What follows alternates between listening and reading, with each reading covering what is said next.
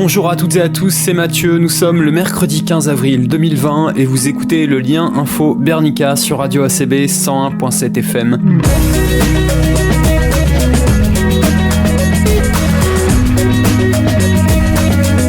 Au programme de ce lien info Bernica, un tour du monde de l'info qui nous fera passer par la métropole mais aussi par l'Ukraine. On s'arrêtera aussi à Washington, au FMI, et on terminera avec les actus de la culture et du divertissement. Allez, on débute ce numéro avec le chiffre du jour, c'est le 0. 0 comme 0 contamination hier sur l'île. En effet, ce mardi 14 avril 2020, La Réunion a connu sa première journée sans nouveaux cas confirmés depuis le début de l'épidémie. Une bonne nouvelle alors que le déconfinement a été annoncé ce lundi pour le 11 mai prochain.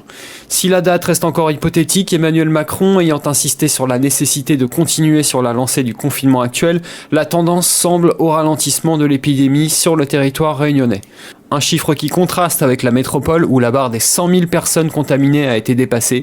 762 personnes supplémentaires ont perdu la vie à l'hôpital et dans les EHPAD dans les dernières 24 heures, un record depuis le début de l'épidémie. En revanche, les entrées en réanimation sont-elles en baisse depuis environ 6 jours. La métropole où se joue peut-être la mort économique de certains établissements de nuit et autres salles de concert, de grands festivals sont eux aussi touchés par la crise du Covid. Alors que les trous dans les trésoreries s'agrandissent chaque jour un peu plus pour les bars indépendants, cafés-concerts, clubs et autres lieux culturels de nuit, la position du secteur de l'assurance passe mal. En effet, je cite, « Les assureurs couvrent des risques et pas des crises systémiques ». Cet argument, tenu en off par la Fédération française des assurances pour justifier ses réticences à dédommager les pertes d'exploitation liées à la pandémie, n'est pas de nature à convaincre les établissements de nuit contraints à fermer leurs portes pour plusieurs semaines encore. Mardi 7 avril, le syndicat représentatif Union des métiers et des industries de l'hôtellerie tirait la sonnette d'alarme par voie de communiqué. Selon une enquête menée en interne, 98% des commerces adhérents à ce syndicat se sont vus refuser par leur assureur le versement d'une compensation au titre de la perte d'exploitation engendrée par la pandémie. Et les services juridiques des assureurs vont parfois plus loin, comme en témoigne Benjamin Barbeau, directeur du Hellfest, le célèbre festival de métal, dans les colonnes de Presse Océan. Je cite, « Notre contrat d'assurance comprenait une clause d'annulation prévoyant la prise en charge des frais du Hellfest en cas de pandémie.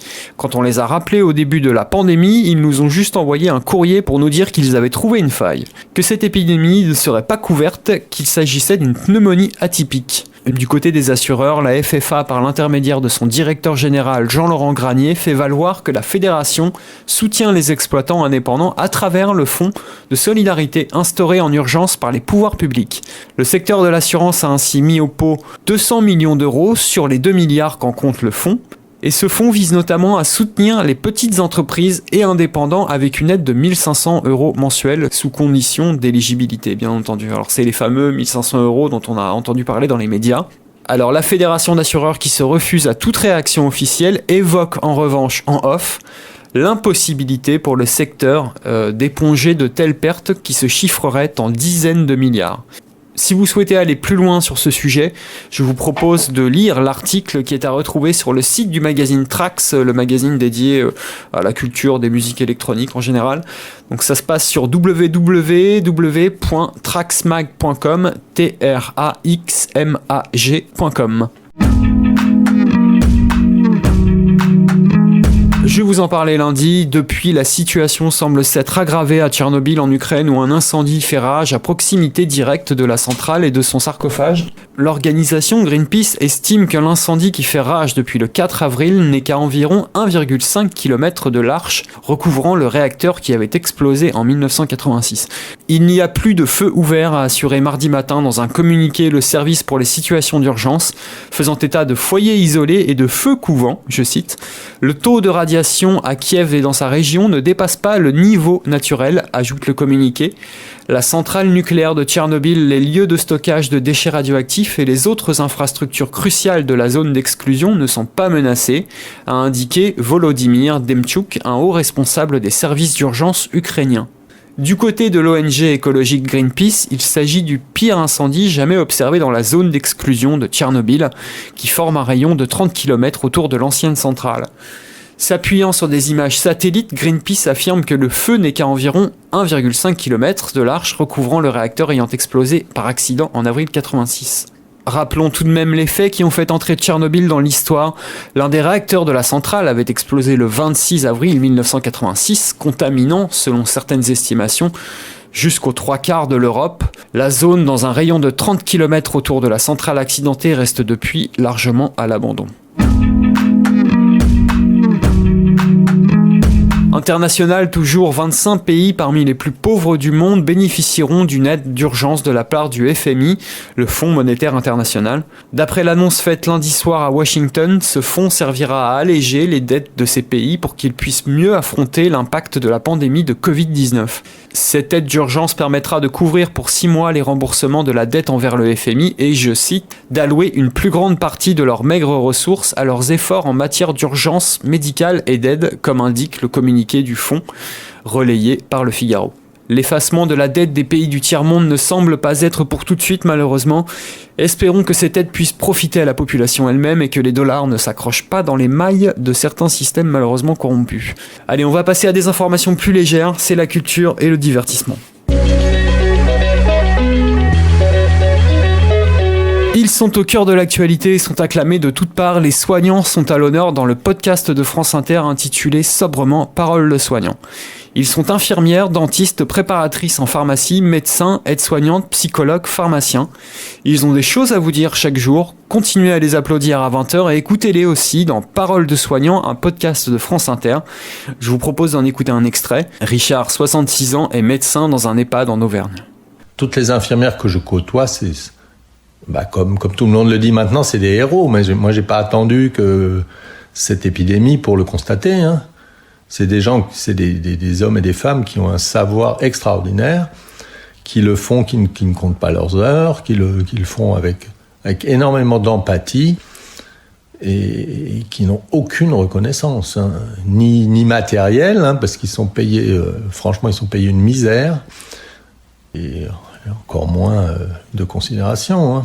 Les soignants perdent des heures au téléphone, à téléphoner à droite, à gauche. Ça, c'est pas nouveau. Hein. Quand vous faites un accident vasculaire cérébral ou quand vous prenez en charge et qu'on vous dit on n'a pas de place, hein. Voilà, laissez faire la nature. Hein. C'est des ambulances qui tournent dans Paris d'hôpital en hôpital avec des infarctus du myocarde ou des situations graves et que l'on renvoie. Mais ça, c'est pas du temps de cette épidémie, c'était avant. Pour ceux qui n'avaient pas compris qu'on était en pénurie constante, maintenant, je pense que s'il leur faut pas de meilleure démonstration, hein, on est en plein dedans, là. Hein. Le podcast Parole de soignants, c'est à retrouver sur le site de France Inter. Ce sont de petits podcasts de quelques minutes qui permettent de rendre compte de la réalité du terrain. C'est à retrouver sur le site de France Inter, www.franceinter.fr, franceintertoutattaché.fr. On poursuit avec mon coup de cœur du jour, c'est cette chaîne YouTube qui s'adresse aux petits reporters en herbe. Je rappelle à nos auditeurs que c'est ce que nous proposons habituellement sur ACB, un travail radiophonique réalisé avec les élèves du collège. Si le journalisme vous intéresse, allez vite jeter un coup d'œil à la chaîne YouTube et au site Les Tutos de l'Info, une mine de conseils pour se lancer dans le journalisme. Les Tutos de l'Info, c'est un projet d'éducation aux médias de l'ESJ Lille. L'ESJ, c'est quoi ? C'est une école de journalisme. On retrouve sur la chaîne une vingtaine de vidéos environ, disponibles sur un site web mais aussi sur YouTube. Des vidéos qui permettent de découvrir les bases du métier de journaliste. Des vidéos classées en 3 volets, le journalisme, enquêter et diffuser. D'une durée assez longue, entre 15 et 30 minutes, chaque vidéo offre une explication approfondie du thème abordé, que cela soit pour monter une vidéo ou pour appliquer les principes de base du journalisme. Les tutos de l'info offrent également pour chaque vidéo une fiche technique qui reprend le contenu de la vidéo, dont les nombreuses références qui ont été mentionnées. Si les tutos de l'info s'adressent principalement aux jeunes qui se destinent au métier de journaliste, il peut être précieux également pour les adultes. Ça se passe donc sur www.lestutosdelinfo.com, les tutos tout attachés, lestutosdelinfo.com, ou sur YouTube, vous recherchez dans la barre de recherche les tutos de l'info et vous allez tomber donc sur cette super chaîne donc, qui fait la part belle au journalisme. À La Réunion, la Cité des Arts et Château-Morange propose une programmation artistique sur les réseaux sociaux.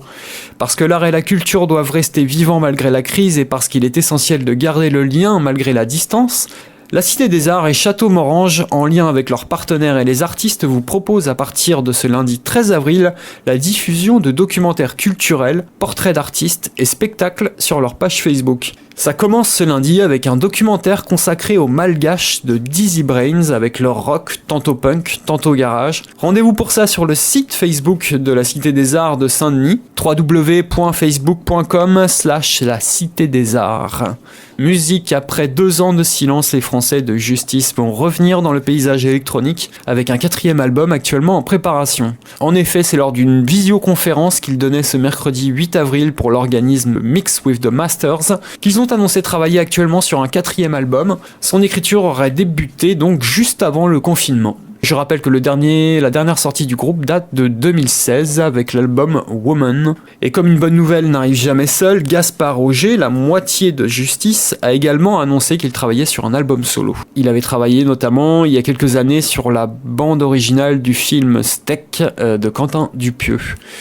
Quelque chose me dit que cette période de confinement va rendre les artistes très prolifiques et que les sorties disques ou littéraires vont avoir de l'avance sur le calendrier prévu.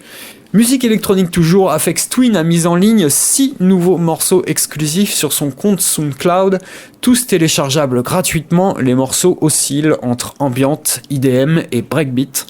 C'est donc à retrouver sur le SoundCloud de l'artiste.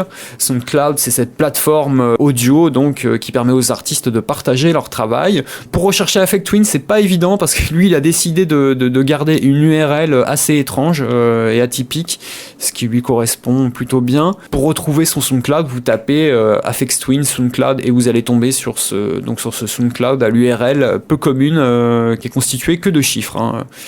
Donc je vous rappelle que tous les liens évoqués dans cette rubrique sont répertoriés dans un post sur le Facebook de Radio ACB. Vous pourrez découvrir ainsi les sites évoqués dans la rubrique culture et divertissement. Le lien info Bernica, c'est terminé pour aujourd'hui, mais rassurez-vous, on se retrouve dès demain midi pour toujours plus d'infos et de divertissements culturels. À ce propos, on va se quitter en musique avec les excellents Hot Snakes. Ça s'appelle Six Wave Hold Down et c'est issu du dernier album en date qui s'intitule Jericho Siren. Hot Snakes sur Radio ACB. À bientôt.